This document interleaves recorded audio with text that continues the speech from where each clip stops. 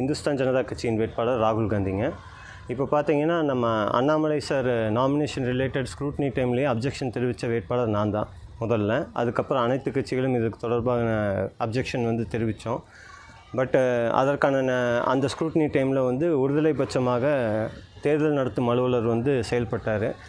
இது தொடர்பாக பார்த்திங்கன்னா நம்ம கோயம்புத்தூர் இந்திய தேர்தல் ஆணையத்துக்கும் தமிழக தேர்தல் ஆணையத்துக்கும் ஒரு புகார் மனு தெரிவிச்சிருந்தோம். அது தொடர்பான நடவடிக்கை எடுக்க சொல்லி தமிழக தேர்தல் ஆணையத்திலேருந்து மாவட்ட ஆட்சியருக்கு ஒரு அறிக்கை அமைச்சிருக்காங்க, நோட்டீஸ் கொடுத்துருக்காங்க.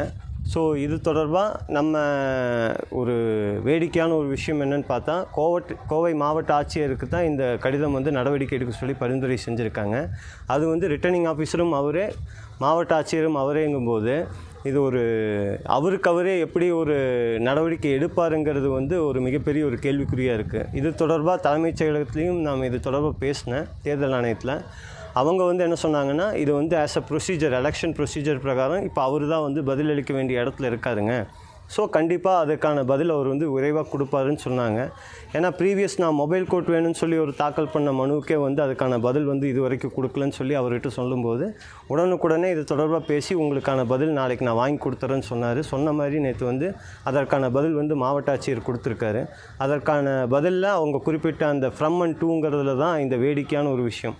கோவை மாவட்ட ஆட்சியர், ரிட்டர்னிங் ஆஃபீஸருங்கிற அந்த ஒரு குறிப்பு வந்தது. இப்போ அவர் அதுக்கான டீட்டெயில் ரிப்போர்ட் நம்மளுக்கு கொடுக்குறதா தகவல் கொடுத்துருக்காரு. இது சம்மந்தமாக நம்ம அப்சர்வரையும், ஜென்ரல் அப்சர்வரையும், மாவட்ட ஆட்சியர், ரிட்டர்னிங் ஆஃபீஸரையும் சந்தித்து ஒரு மீட்டிங் கூட பேசினோம். அவங்க ஃபைனலைஸ் பண்ணதும் கோர்ட் மூலிமா நீங்கள் இதற்கான நடவடிக்கை போங்கன்னு சொல்லி. நாங்கள் வெயிட் பண்ணதுக்கு காரணம் இந்திய தேர்தல் ஆணையமும் தமிழக தேர்தல் ஆணையமும் இதற்கான உரிய பதில் கொடுக்குன்னு நினச்சோம். அதுக்கான பதில்ங்கிறத நடவடிக்கை எடுக்க சொல்லி வந்தது ஒரு மிகப்பெரிய ஒரு மகிழ்ச்சியான ஒரு விஷயமா இருக்குது. கண்டிப்பாக கோர்ட்டு மூலிமா போய் இதற்கான ஒரு தீர்வு வாங்கி கொடுப்போம். இப்போ அண்ணாமலை அவரோட இஷ்யூ பார்த்தீங்கன்னா, அவர் ஃபார்ம் 26ல் 3.5 அப்படிங்கிற அந்த எங்களுக்கு கொடுத்த கைட்லைன் ஹேண்ட்புக்கில் அந்த ரூல் பிரேக் பண்ணியிருக்காரு. ஏன்னா ப்ரிஸ்கிரைப்டு ஃபார்மில் கொடுக்கணும்.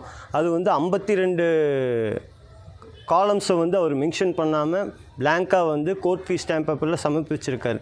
அது சம்மந்தமாகவும் நம்ம புகார் தெரிவிச்சிருக்கோம். இருப்பினும் தேர்தல் ஆணையம்ங்கிறது பாஜக அரசுக்கும் அண்ணாமலை அவருக்கும் சாதகமாகவே கோயம்புத்தூர் ரிட்டர்னிங் ஆஃபீஸர் செயல்பட்டுருக்காரு.